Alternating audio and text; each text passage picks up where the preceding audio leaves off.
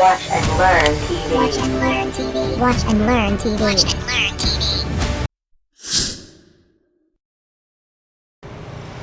Good day everyone. I am Aaron J. Rehano, grade 5 SSES. Today, we are going to make a simple DIY circuit. These are the materials we need.